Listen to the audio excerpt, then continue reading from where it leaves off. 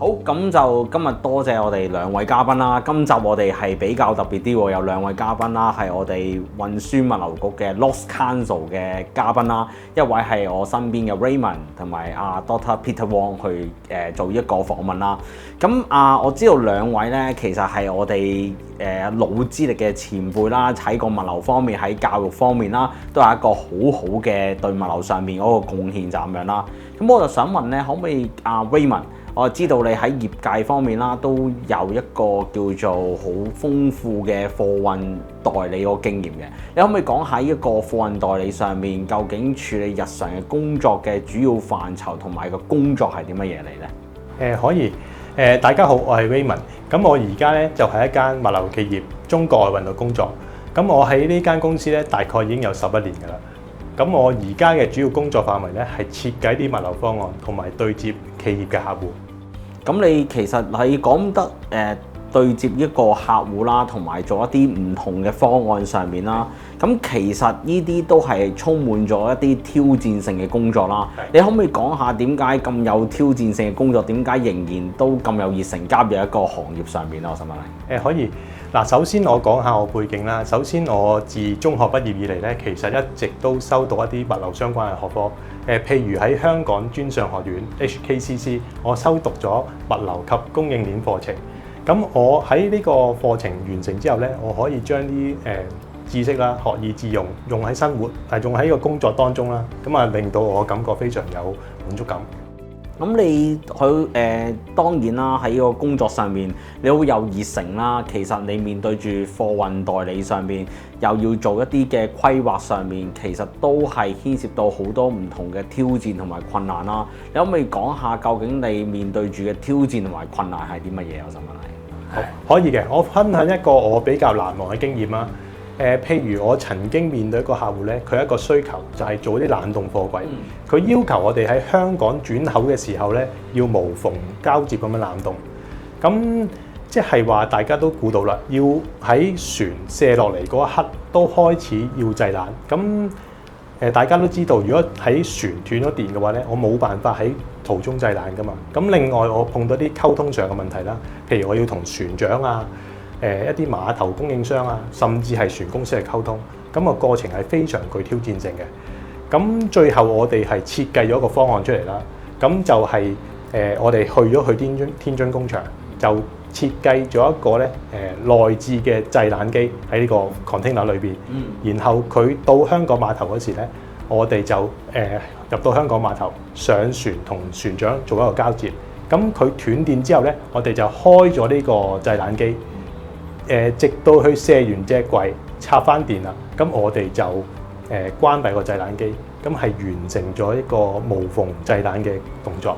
頭先你講過無縫製冷啦，講緊貨櫃啦，其實都唔簡單喎，即係話由出發地啦，去到轉口啦，去到目的地都要保持溫度同埋濕度，確保呢個食物嘅安全啦。咁Peter，咁你其實咧，你係做一啲好多相關嘅研究啦，係一啲嘅高科技上面啦，創新科技。咁你可唔可以講下，究竟喺你個研究或者喺行內經驗所見所聞，究竟而家喺個物流行業上面點樣引用一啲創新嘅科技去能夠提升嗰個嘅物流嘅優化性嗰個嘅運作咧？其實咧嗰個高科技咧係逼出嚟嘅，就唔係我哋想即係從事物流業想去做高科技，而係我哋嘅客要求高科技。咁佢哋會要求快啦，要求知道啲貨喺邊度啦。咁所以咧好多時候咧，船公司或者其他嘅物流公司咧都會做一啲IT 嘅提升，譬如我哋會用呢個叫做 blockchain，會將啲嘢，我哋會將一啲提單發咗上去個雲嗰度，然之後喺個雲嗰度落翻嚟。咁呢啲咧都係我哋一定要做，開始追得上嗰度。咁同埋呢一方面咧，我哋嘅新科技咧會令到我哋縮短我哋運輸嘅時間啦，減少我哋嘅成本。咁呢個係其中一個我哋一路都做緊嘅嘢。咁其實而家聽你講話物流其實唔簡單喎，又牽涉到有嗰個blockchain 啦、加密鏈啦，咁令到嗰個嘅保安啊同埋安全做得好好啦。咁我又想問下兩位啦，咁或者Raymond 講下，你喺行內嘅人成日都話物流係一個好簡單嘅工作，係一個 easy job 嚟嘅。咁點解外界嘅人會有咁嘅誤解呢？會係？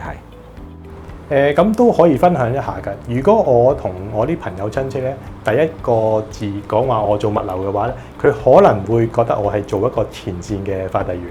咁因為好多後勤或者用 AI 嘅嘢咧，可能好多市民未必去日常接觸得到啊。咁所以變咗有呢個誤解。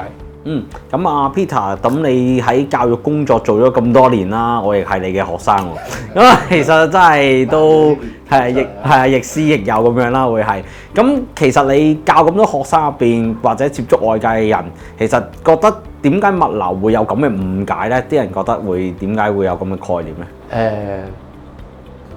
我都介紹過好多學生去物流嘅公司，第一個問題咧就係學生覺得個工作環境唔正，又熱又燥，啲人又粗口爛舌，又冇乜規矩嘅啲嘢，又急做唔切，咁所以呢個咧係其中一個情況。另啲學生有個誤解就係呢行業都係唔適合我啊，我係適合坐喺寫字樓做 manager， 指揮所有嘢。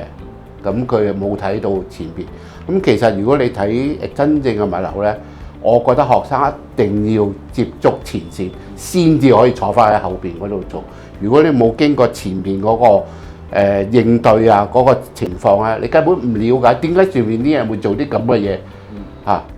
咁Peter 頭先講就話我哋要了解實際嘅經驗啦。咁Raymond你係其實做咗成10幾年啦，可唔可以講下究竟物流工作上面幕後嘅工作嘅點解好似一個魔術咁樣，能夠可以演變到好快速送到目的地？有啲直情係海鮮，活嘅海鮮仲可以喐得去到目的地咧。如果幕後嘅工作係點樣嘅？而家係嘛？而家我哋香港咧，就我哋生活喺一個多姿多彩嘅世界啦。咁物流咧係不可或缺一環。如果我哋諗翻500年前，我哋喺香港，我哋係冇可能食到美洲生產嘅粟米、番茄、薯仔，我哋亦都冇辦法飲用到非洲生產嘅咖啡。如果中世紀歐洲人佢要食胡椒咧，佢係要俾到同等份量嘅白銀去交換胡椒。咁咧物流咧係會帶俾我哋人類咧提升我哋生活質素嘅，咁令到我哋市民咧可以享受到全世界各地嘅美食。咁原來呢種嘅好似魔術咁樣啦，能夠如果你話世界各地啦，享受到好多美食，譬如我哋阿拉斯加嘅龍蝦啦，或者有啲叫做番茄喺日本做啦，或者香印提子，其實都好神奇咁樣啦，會係。咁我又問下Peter 啦，咁你係做好多嘅唔同嘅 committee 啦，亦做一啲教育同埋嘅培訓工作上面嘅主席，好犀利喎。咁作為一個譬如大專生同埋中學生，如果想從事一個行業或者涉獵一行，佢哋應該要參與啲乜嘢或者準備啲乜嘢去進入一個工作嘅崗位呢？第一一定要讀呢個物流嘅課程啦，嚇。第二咧就係要有一個概念咧，就係啲科目咧要融會貫通嘅。好多時候我發覺啲學生咧只係讀 law，咁就 law 啦。呢個 supply chain 就 supply chain，呢兩嚿嘢黐唔埋，但係其實唔係嘅。當你做嗰陣時咧，你呢兩嚿嘢黐埋一齊，係啦。咁所以咧，同學應該學咗呢啲課程之後咧，應該舉一反三，融會貫通，呢個係好重要嘅。咁都好好啊，即係能夠可以將一啲嘅知識點樣去融匯喺唔同嘅行業有一貢獻啦。咁Raymond，咁頭先Peter都講話要點樣去融會貫通啦。咁而家我哋都講話船，我哋嘅抱負點樣做得可持續發展啦。咁會唔會話究竟船點樣能夠將一啲嘅知識或者一啲經驗可以達到可持續發展呢？而家係可以㗎。可持續發展咧，首先佢唔係一個單純嘅公益概念，佢係一個幫到企業嘅商業策略。咁我舉一個例子啊，我借用王陽明一句説話：與其為無源之塘水，不若為有源之井水。咁無源之塘水咧，就係將可持續發展呢個概念咧，當做一個純粹嘅公益。咁有源之井水，我哋點樣可以做到有源之井水呢個概念咧？我用喺度咧，就用我公司一個例子。我公司咧喺今年嘅6月份咧，係投入咗6台電動車。咁大家都知道啦，用電動車嘅話，我哋係可以減少到用呢個柴油嘅成本啦。咁令到我哋公司有一個競爭優勢。咁同時亦都係幫到個社會減少碳排放。咁令到我哋邁向呢個綠色運輸咧，嘅發展咧，去仲咗一步。咁都係好好喎！你肯投放嗰個電動車啦，能夠可以減碳係非常之重要啦。咁今日咧，我哋有2位嘉賓啦，我哋一文一武啦。阿文就係阿 Dr. Peter Wong 啦，阿武啊就係阿 Raymond 啦。咁其實一文一武能夠撮合到一個嘅今集啦，都係一個好好嘅話俾年輕人一代知，究竟我哋物流應該係點樣去做啦，或者Raymond 啦，你會唔會有一啲嘅鼓勵説話去同年青人講究竟點樣加入啦？跟住到阿 Peter，你有冇啲乜嘢説話想講俾大眾知咋？咁樣會係可以嘅，因為喺我咁多年工作生涯之中咧，我認為人生每一次至少會遇到3個機會。咁成功與失敗咧，就係睇你點樣去把握嗰啲機會。我覺得同學咧好多時候都唔能夠舉一反三學嘢，咁但係我哋需要嘅咧就係大家融會貫通，所以咧能夠忍得住呢一段考驗嘅時間，而會繼續做上去咧，呢個先至係會係一個成功之道。